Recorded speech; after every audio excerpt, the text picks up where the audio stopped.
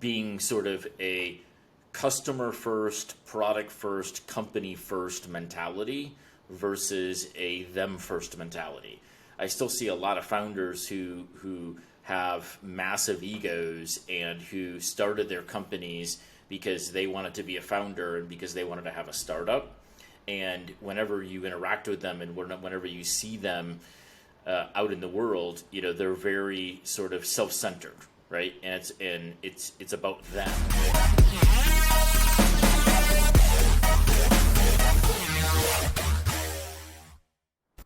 Hey Ryan, welcome to the podcast. Ravi, thanks for having me. We were just discussing that this is a unique situation. You're someone that got booked in through an outside agency that reached out to us. And that makes it seem like you're a power podcaster. Have you done this a lot? How's that been? I've been on a few podcasts, yeah. And I used to record one for my product firm as well, so I've been on the hosting side too. Yeah, it's been fabulous working with them. There are so many podcasts now that it's impossible to sort of keep it all straight and to manage the communications around which ones you're talking to and what's the timing. And so they've helped us with the logistics around getting scheduled to talk to people. And so it's been a very good experience for us. It's amazing. Yeah, I mean, going back to that, like what generally our podcast guests are first timers, and we're like introducing the world of podcasting because we deal with a lot of early stage companies. You're someone who's been around the gambit, like a bit based off your bio and your history. What do you see in the power of podcasts? Yeah, I think that it is. Well, for me, I think the ones that are the most interesting and the ones that are the most valuable are the ones that are the most conversational. Podcasts that are too scripted, sort of too clinical, become a little bit too robotic and not interesting and dynamic enough. And so I think the best podcasts are the ones where it's two people getting together to have a conversation and then letting the conversation sort of evolve and go wherever the conversation should. So to me, those are the most interesting ones. And the reason I think podcasts took off is because it gave people the ability to have access to a conversation between two people that they otherwise never would have access to, right? And so, I think that it's the fluidity of two people talking about something that, someone's interested in that, makes it an appealing platform. And, I think, with Clubhouse and some of the other stuff that's now, on the horizon, is podcasting going to stay what it is today? Who knows, right? I mean, podcasting might even look very different, 2 or 3 years from now than it looks now, either from a tool perspective, a distribution and sort of delivery perspective, or maybe even sort of a construct of how a podcast, happens and what the, norm of a podcast sort of context and content is. What I'm fascinated by is this growing community, right, of people who interconnect by voice. Podcasters and the guests that go on them. One of the interesting things is most guests don't start their own podcast, even though they might go on many different podcasts. Are you in that community? Are you more a frequent guest, or do you have your own podcast? Yeah, more frequent guest now. We still do a podcast for my product firm, AWH, and I recorded that and hosted it for probably 2 years, and then handed the baton to somebody else on the team who's now doing it, and frankly he's doing a much better job with it than I ever did. So that's also good affirmation, right, that you pass the baton appropriately. So the hosting piece is I think it's just different. I really enjoyed the hosting piece because I've always believed strongly that you demonstrate more expertise by being able to ask really good questions than providing really good answers.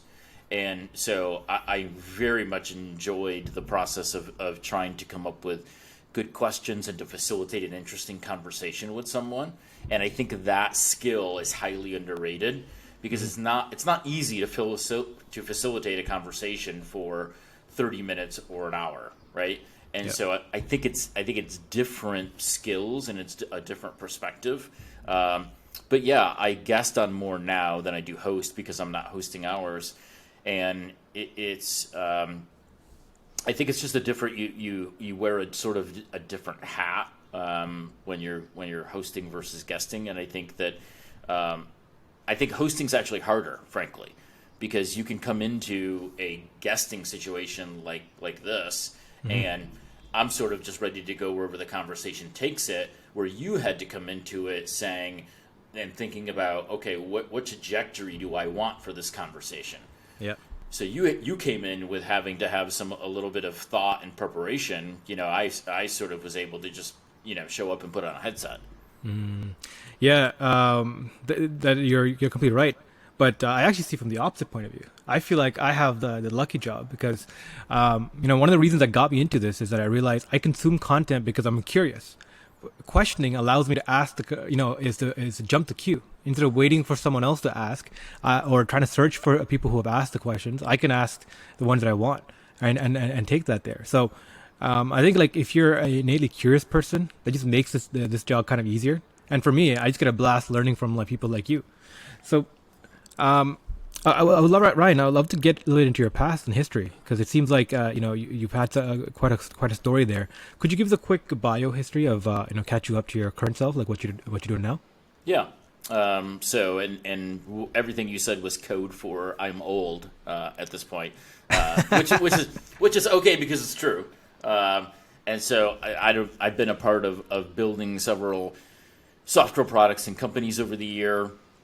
Some of them went well, some of them went okay, some of them were abject failures, and we just did everything you could possibly do wrong, and screwed it up along the way. So I've lived the experience of it going well and it going not so well, and surprisingly and even disappointingly, some of the failures were after some of the successes. So it actually taught me a really important lesson that success in one area with one product solving one problem for one set of customers has nothing to do with solving a different problem with different customers in a different market with a different product.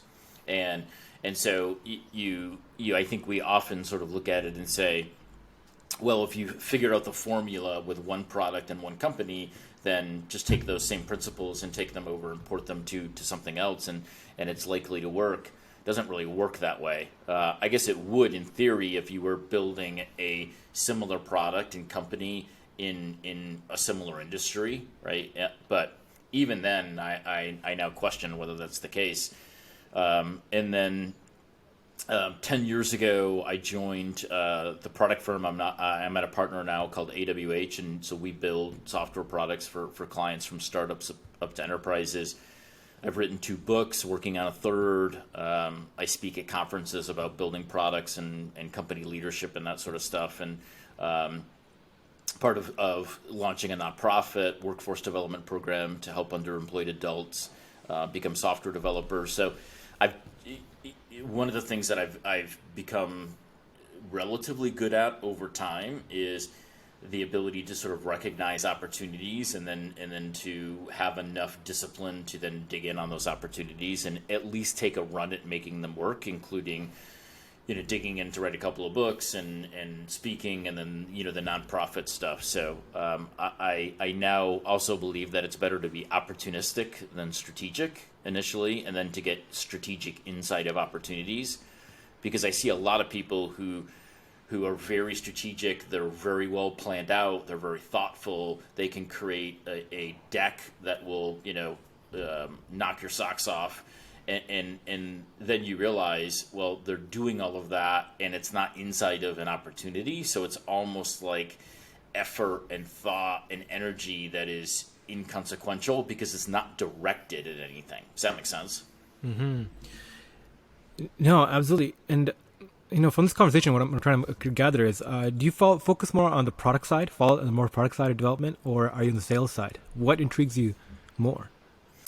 Yeah, it's interesting. I used to be more on the product side, and then I shifted over to sort of the business side, and now I sort of straddle both, and I typically have one leg in the product side and one leg in the sales sort of business development marketing side, because I think we've also crossed several thresholds over the last few decades around building products. It used to be that writing robust, scalable code was everything. right? We valued the technology because we were just figuring out what was possible. And then we entered into a design era, which we realized, okay, writing good code is just sort of your ticket into the game.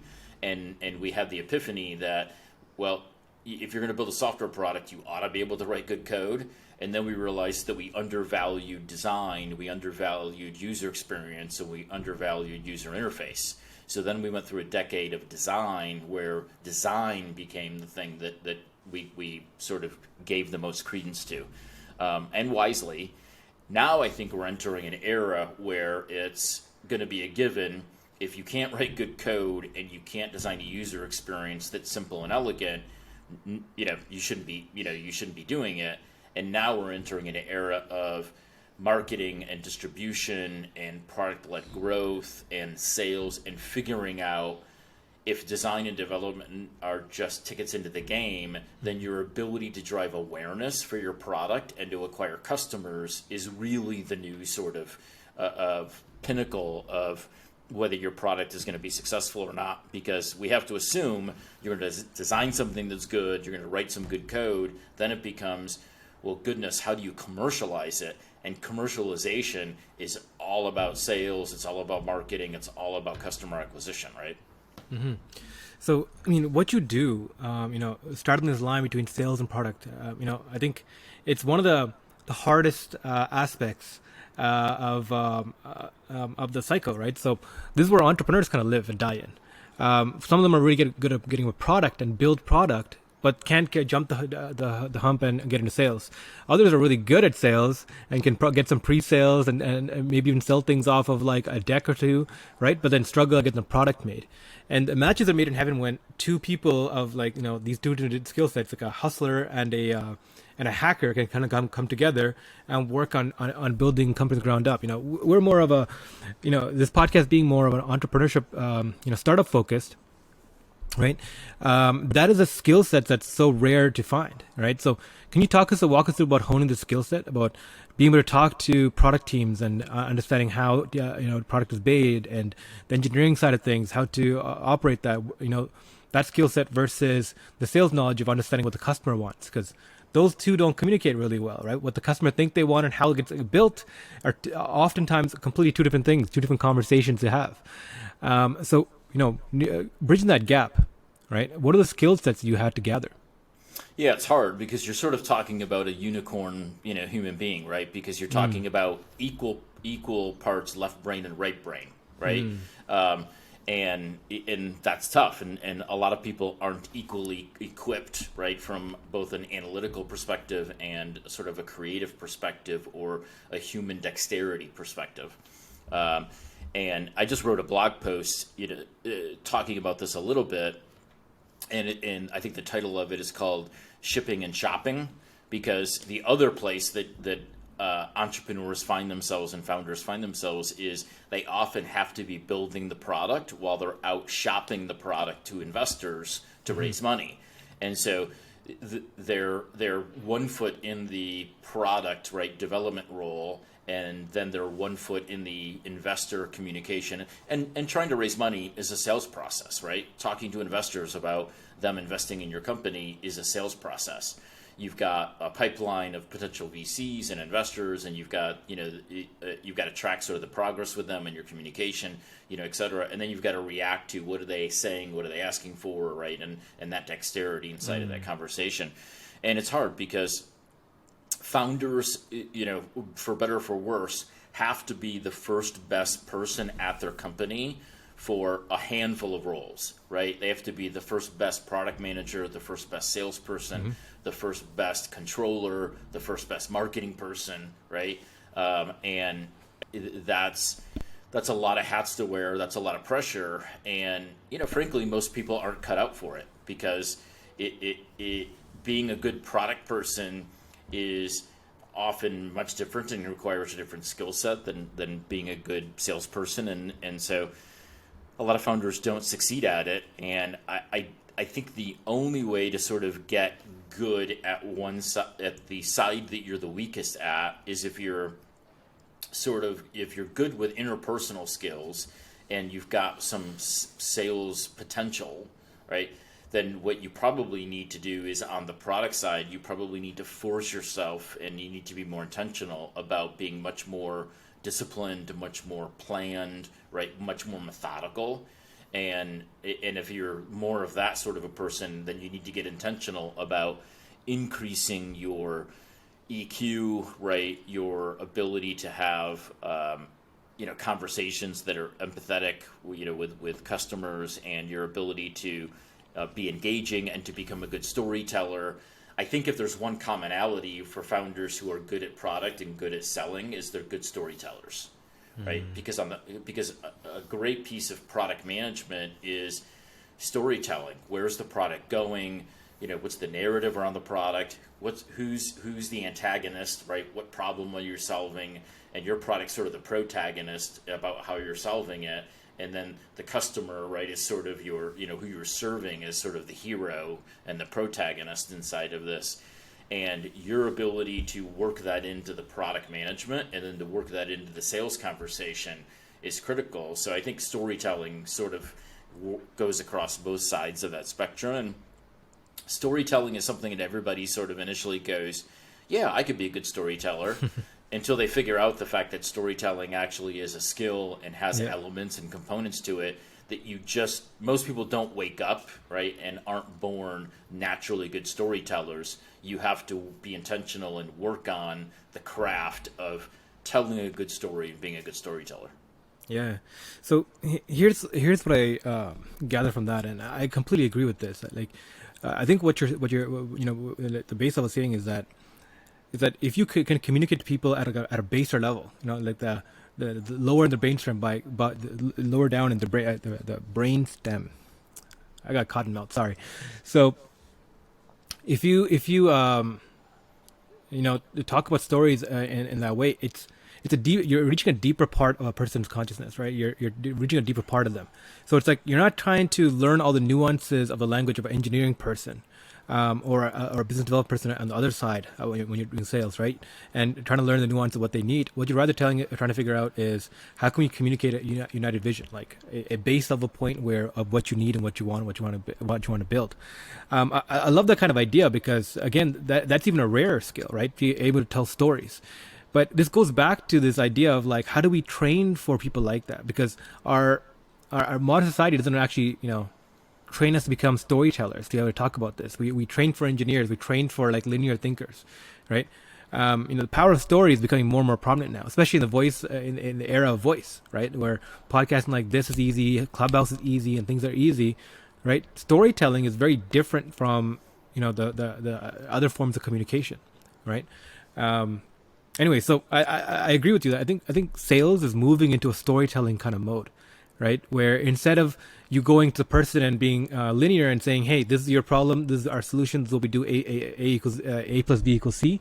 You get together and tell stories about what futures you can build, what problems you can solve, how you can solve this kind of issues, what you've done in the past before, and how you want to build. By telling these stories of how things could be, you kind of attract people to come and work with you.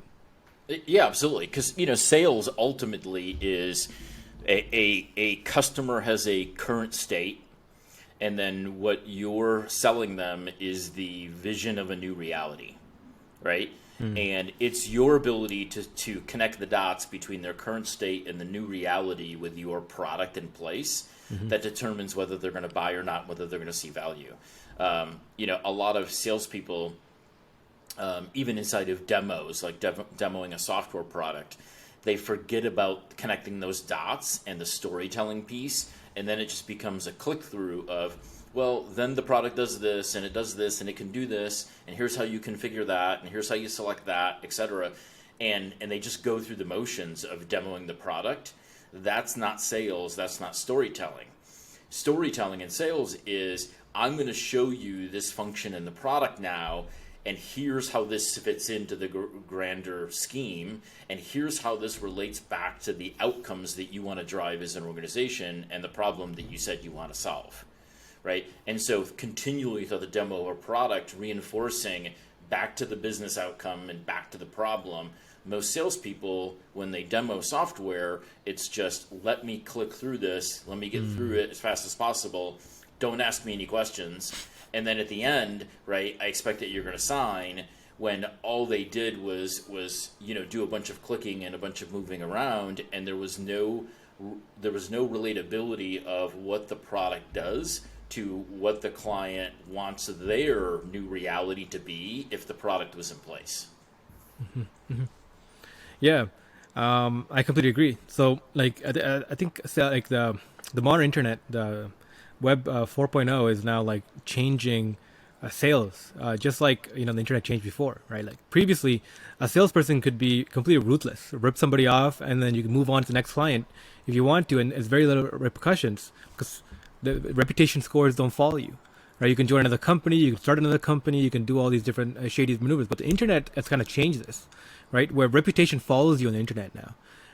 If people know you as somebody who doesn't deliver or misperforms or misrepresents, that's going to get out through reviews and customer channels and behind conversations, right? So the internet has made us more wholesome when it comes to delivery and product, right? It's shifted away a lot of the uglier sides of sales and capitalism.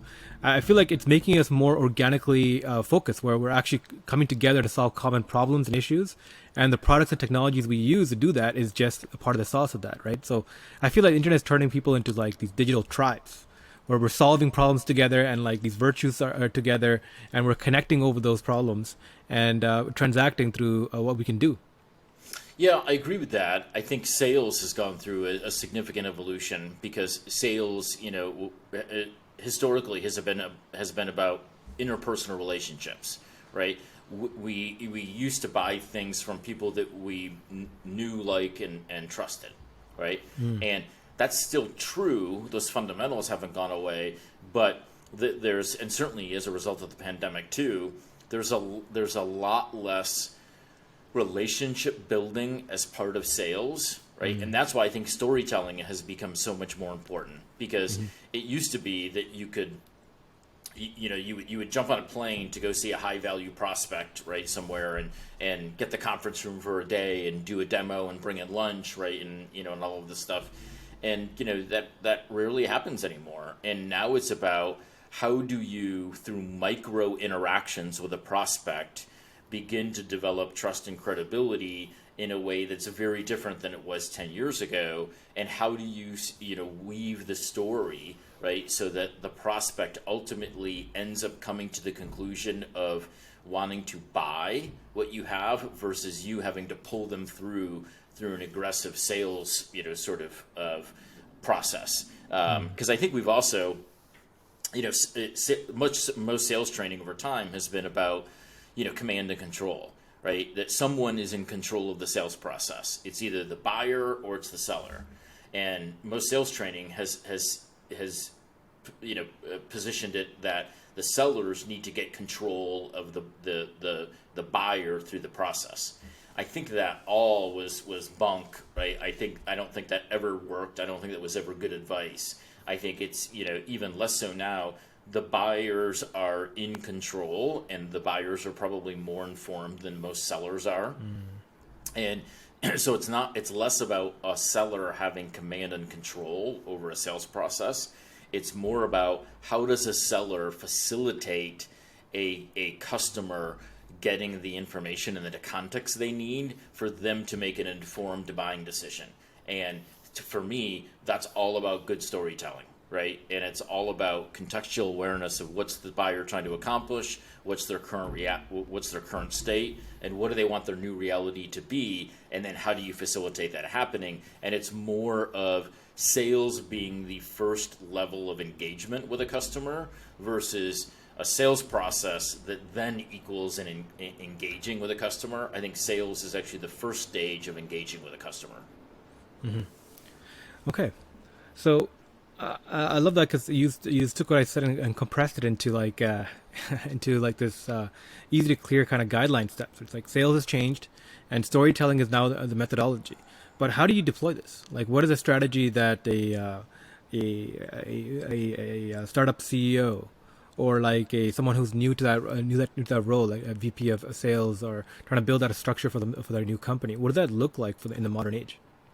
Yeah, I think for founders in particular, they've got to be able to, I think, take their pitch deck in a way, right, and be able to say with customers and prospective customers that tell the same story they're trying to tell to investors if they're raising money, right? Which is, what's the problem? Why are we capable of solving it? What's our solution look like, right? What's the path to that, right? And all of that, because those are the principles of a story. Those are the principles of the story of the company and of the founder. I think founders also need to get really good at being sort of a customer first, product first, company first mentality versus a them first mentality. I still see a lot of founders who have massive egos and who started their companies because they wanted to be a founder and because they wanted to have a startup. And whenever you interact with them and whenever you see them out in the world, they're very sort of self-centered, right? And it's about them. The best founders who are the best at sales and the best storytellers make it about the problem first, the customer first, the product first, because then they get really good at telling that story. Because if you as a founder try to inject yourself into that story of, oh, here's what I did, here's what I discovered, here's what I've done, right? No one cares about that. Customers don't care about it, right? And founders need to keep their ego in check, put the other things first, and then they have a better story to tell, because it's less about them and it's about every other thing that actually matters way more than them inside of the context of trying to build a company and take a product to market. Mm-hmm. So this is one of the things that we're dealing with as a company as well, right? Storytelling is bringing us options and opportunities and things that are frameworking. But in this kind of framework, right? What I'm really interested in and following is how machines are becoming involved. Productivity tools and all these tools have made it so easy that all our data is now accessible in different ways, right? Whether you go on through podcasts or through Clubhouse, it would be voice technology or our notes or our meeting calendar, stuff like that. There are now machines that can read these and augment our work, right? We can now, for normal sum, like a founder can, buy into a SaaS technology that'll allow them to reach out on LinkedIn for them, as if it's them, right? You can have these bots kind of like automated web flows that kind of work for you. Naval Ravikant calls it the age of knowledge workers. So just like the information age made information workers, people being throughputs for information, the AI age is allowing people to implement knowledge in a high depth environment to create scalable solutions. So the job functions are changing to the point where now from the founder levels, from founders to CEOs and to executives, you more work as knowledge workers, where you think about how do you build scalable systems rather than just be information throughput, like command and control. So when in a growing company, I believe more executives are thinking about, okay, how do we build automated systems and processes that kind of run automatically, and we can remove myself from them and go on to work on other problems. It's becoming more and more of a job facility. Do you agree with that? Do you see that happening more and more? Yeah, absolutely. And I think startups now are more so than ever. A startup is a product in and of itself. Mm-hmm. In that how a company operates, the systems a company uses are a product. I saw a COO of a startup quoted and he said that his job was to treat the company as a product, right? Of how does information flow through the company, who needs to know what when, how are they collaborating, right? How are they communicating? How are they evaluating where there are gaps, and where there are friction points, right? And so, the operation of a company is in itself a product that someone has to pay attention to, and someone has to care about, and someone has to understand. That's a big difference between startups and most enterprises. Most enterprises are over-systemed, over-tooled. They have competing systems and tools, right? Even inside of the same departments, right? And sort of business units. And so they get overcomplicated, and startups have a really good opportunity because they're just building their infrastructure to treat the company as a product and to leverage some of these new technologies to operate more efficiently. And that's how you can see a company that's worth, a couple $100 million or even $1 billion valuation, and then you see that they've got 13 people, right? And and we wouldn't have thought that was possible 10 years ago. But it's possible now because they can leverage a bunch of these platforms, technologies, and tools and operate like a 130 person or 1,300 person company versus a 13-person company. So founders do need to think about their companies as a product in addition to the actual product that they're trying to commercialize. I love that because you're absolutely right. So the now, especially for founders, the knowledge base you need to build is how do you build on top of the existing platforms and interlink things. Oftentimes, the newest products are not anything drastically new. They just built on top of they just layer a bunch of technologies together in a new and fascinating way. Like Clubhouse is built on like a few, like Angola, the Taiwanese company, I think, right? Like it provides most of the infrastructure base. And the Clubhouse is like built like a client on top of that engine.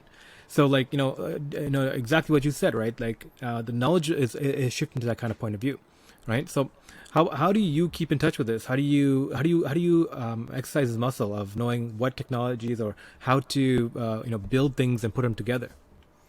Yeah, for us, we pay attention to a lot of stuff that's happening from a technology perspective, a product perspective, the intersections of the two, and also from sort of a usability perspective and a customer experience perspective, because ultimately the intersection of all of those things matters, and it's not just getting wrapped up in a particular technology. Blockchain got really hot, where every company on the planet was looking at blockchain to figure out how they could leverage the blockchain.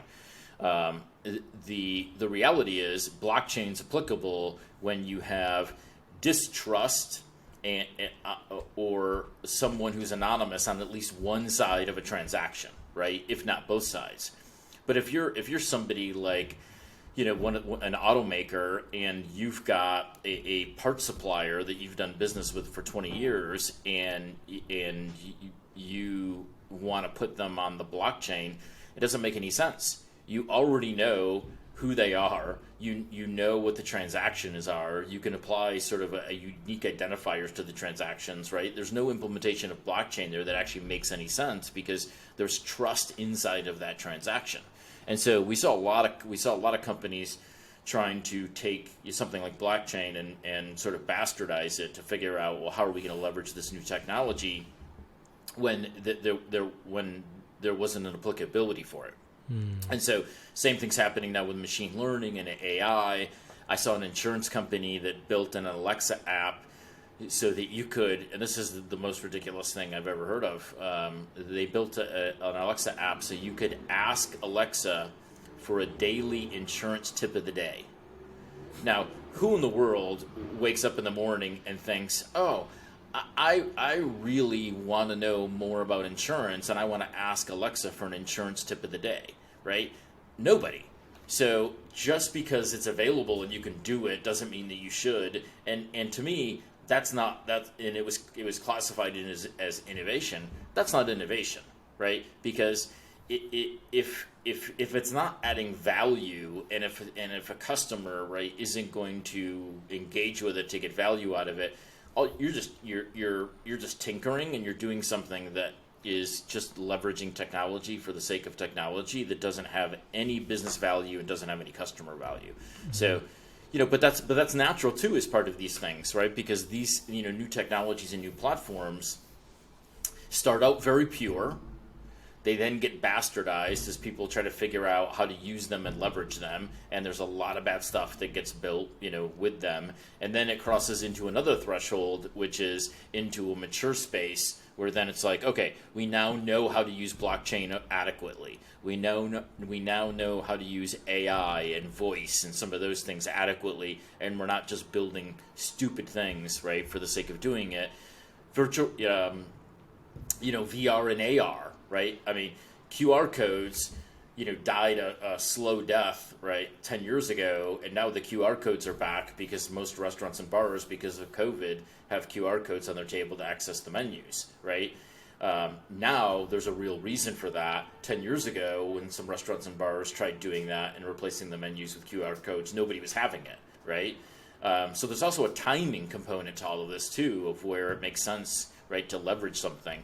But I had a meeting a few years ago with a large restaurant company, and they were trying to figure out what to do with AR, and they said, well, one of the things we could do is at our franchise annual conference, we could allow people to take their picture with an augmented reality box of fries. And I was like, well, what's the value of that? They were like, oh, well, people would just think it's funny, and et cetera, et cetera. And I was like, okay, you could do that, and it's kind of kitschy and it's kind of cheeky, right? But I was like, is that the purpose, or are you trying to figure out some way to use AR for actual customer value, right? And it isn't just sort of this cheeky thing. And they were like, well, we really want to do that too. And it was just more evidence that companies try to take technologies and use them inappropriately, and then they're so invested in the time they've spent in evaluating AR and sort of playing around with it, then they're like, well, we have to do something with it. We've had 8 engineers looking at it for the last 2 years. That's always the time if we don't do something, and then they end up doing something silly like ask for an insurance tip of the day or take a picture, with a augmented reality fry box.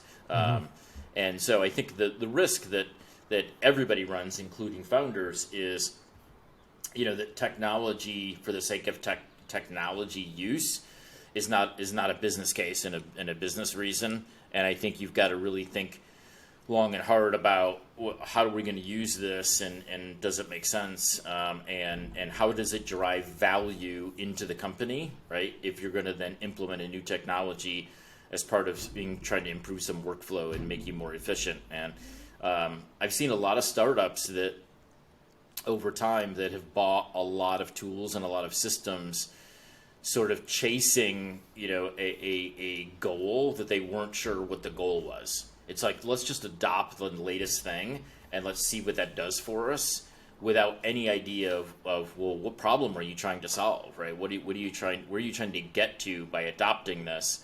And it's like, well, we're just doing it because it's cool and we might get something out of it. And it's like, you don't have that time to waste, right? I mean, you're trying to build a company. If you're playing around with systems while you're trying to build your own company, I would argue that's a lot of thrashing that is probably fruitless.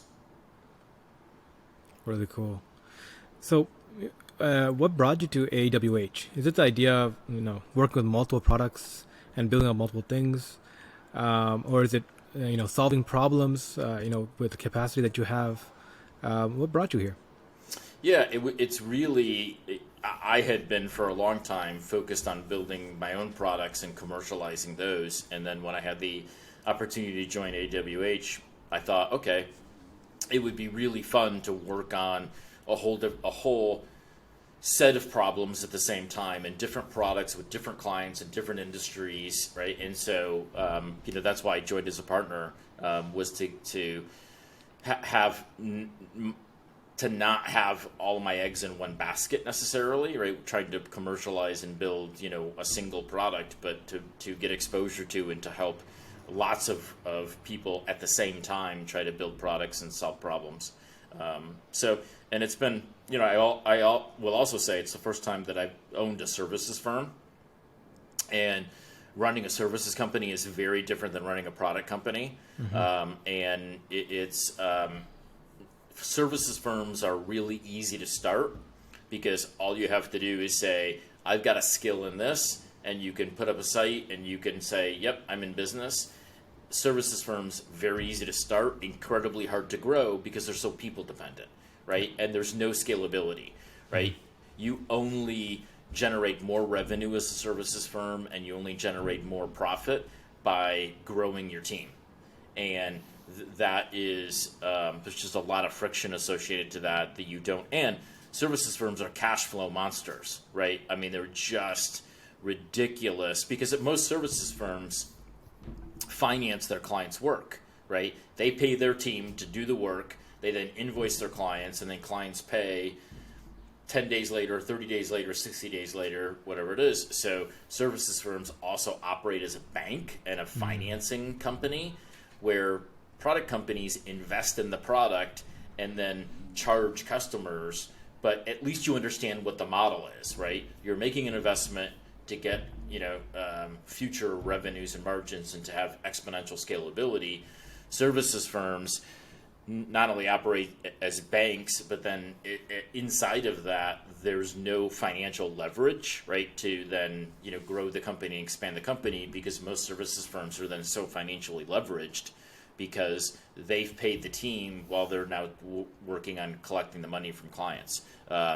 So services firms are a very different beast than product companies, and it's not one's right and one's wrong. They're just very, very different, and I don't think most people understand when they start a services firm of how hard services firms are to run and grow. And I actually now believe, having run one for 10 years, that running a services firm is actually harder than running a product company. Is it because of the product company, you can eventually let go of a client? It's done. We've finished the project, and it's yours. It's gone, and you have that churn cycle to evolve and grow. Yeah, a product company, because you invest in the product up front, then everything else gets predictable.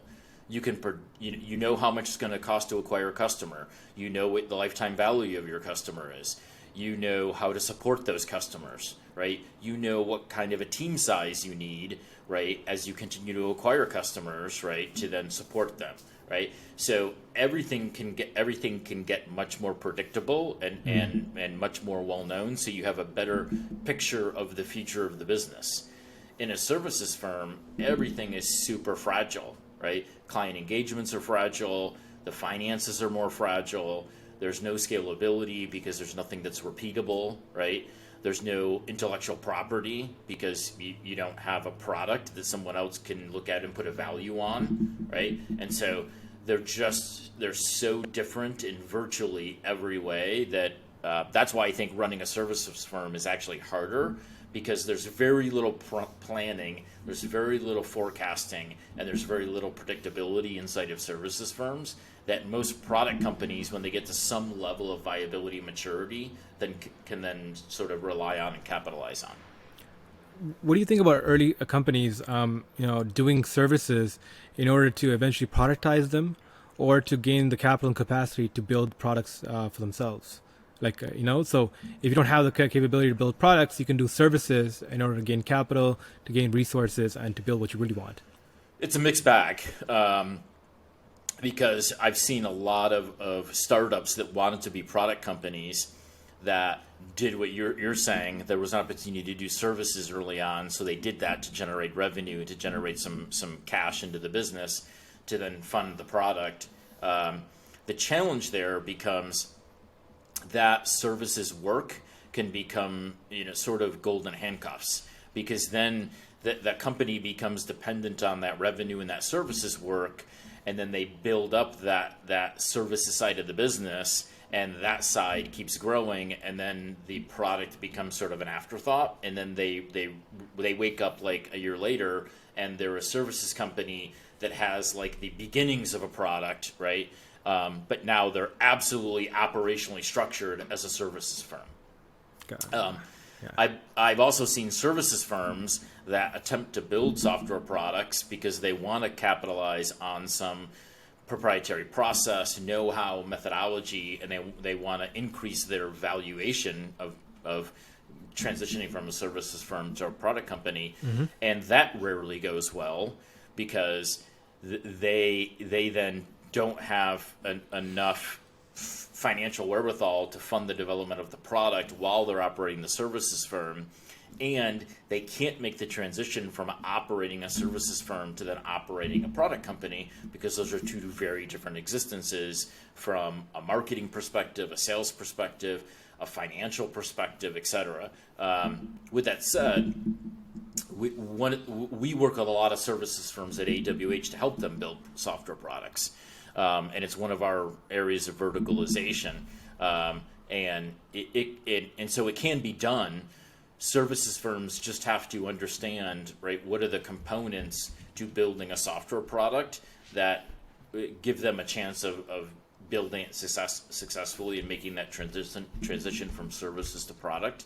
And I think that, and it's an interesting dichotomy, and I write about this a little bit in my second book, that services firms want to be a product company to have recurring revenue and scalability and something that's proprietary, and product companies want professional services because professional services are high margin, right? So if you look at like the big software companies, IBM, Oracle, Microsoft, they have software products, but they also want the professional services because the professional services are so lucrative around their products. And so it's this interesting dynamic of product companies want high margin professional services, and services companies want a product to sell that becomes like a cash register for them.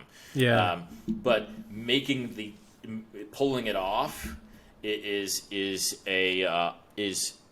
both art and science to pull it off effectively. I don't know. No. Did that answer your question? No, we're going through this currently, so this is just getting to me so hard right now. How so? What are you guys experiencing as part of it? No, exactly this. We've been wanting to build product, but we're good at services. So we perform high-end services to enterprises, and use the hopes of using that capital, but also of minting, of taking our process and turning into a product that we can productize and therefore grow. Yep. Either internally or to allow other people to do that, and then or separately build other products. Right, gain the capacity to build products. So it's just hilarious because like we're going down this pathway. And we see the hurdles exactly what you're talking about, right? The transitional shift, the knowledge and know-how to run services we have and we're great at, but to build and manage product is like it requires a different 180 shift almost, right? Of skill sets and thought patterns and processes. So it's just funny you saying that. One of the things that we have found though is a barrier of entry. Oh, sorry, the table's kind of shaking. The barrier of entry is to start has gotten so much lower because low code and no code applications, right? So you can use these applications now in house, and this is what we do: is we use like tools like why am I blanking? Buffer and Airtable. These like low code apps you can like build, and with very little training and very little kind of know-how, you can build these kind of tools. You can use in-house. You can start selling, and you can even like use it to streamline your process, right? What we have with clients. So we've been experimenting with these, these no-code, low-code applications, and it's been tremendous, right? It's boosted our capabilities. It's done exactly that, like knowledge work kind of behavior, where we're building scalable systems at a much more intelligent, more nuanced ways. But you're absolutely right. It required some new learnings and new methodologies. Well, yeah, and you're talking about something that we referenced earlier in the conversation, which is treating the company as a product. So you're using some of these no-code, low-code tools, right, to make you more operationally effective and efficient, right? Yeah. And the challenge with some of the no-code, low-code tools, from a product perspective, is if you're just going to use the product and these tools internally for operational efficiency improvements, that's cool, right? If you start thinking about commercializing it outside of the organization as a real commercial product, and you have to have things like user membership, roles and permissions, security, data security, account security, etc. If you have any regulatory compliance issues, like if you're building a healthcare product or something like that, then the no-code, low-code tools sort of run out of runway really fast because they're good for internal operational products. They're not great kernels and cores for external commercial products. And I see people trying to leverage the no code, low code tools to create external commercial products. And then they realize, well, they don't have any administrative module around it. There's no user permissions and profile management, right? And then you realize, oh, geez, we've now got to build all of this. And the core that we thought we were building isn't really a core. It was really just sort of a prototype of what the core of a product might be. Mm-hmm. Yeah, you're absolutely right. It's great for prototyping tools. I do believe that. But I've been surprised to learn that through Buffer, at least but 2-3 like $100 million companies have been formed around it. Building off of it. So these are product-led teams. These are products that are commercially you can purchase now and utilize. So I think there is a movement to make it more open and ended, but I think it really comes down to, again, how can you use them and how can you deliver on them? How can you put together other tool sets together to make it work? It still requires a bit of like product knowledge. But you're absolutely right. I don't think everyone can do this for every situation. Yeah, and there are companies like Viva, which is really built on top of Salesforce, and Viva's become a big company, and so lots of products have been built on top of Salesforce, for example, right? And and there's nothing wrong with that. I think the challenge for a really early stage company building on top of someone else's platform is, what is the longevity of that platform and what is the trajectory of that platform? Because if you start building your product in your company dependent upon a third-party platform, I mean, that's just a huge dependency and a huge risk. And it might turn out okay, but it's also an enormous risk that you also have to be fully aware and sort of conscious of the fact if that third-party platform goes in a direction that doesn't support the direction that you are going to want to go or going to need to go with your product, you might find yourself in a very difficult circumstance. Really cool. I really appreciate this. Ryan, thanks for opening up and spilling your thoughts about these, because this is super, really fascinating, and I think a lot of founders go into these hurdles when they don't come at these kind of problems with these kind of mind frames. And one of the things I really enjoy about this podcast is being able to talk to people like yourself, who's been through this a few times and have seen it. So I appreciate you coming on and appreciate your time. I know we're a little over time, but thank you so much. Yeah, thanks for having me. Enjoyed it very much. Perfect. Stick around. We'll do a quick debrief, but for everyone else who joined us, thanks.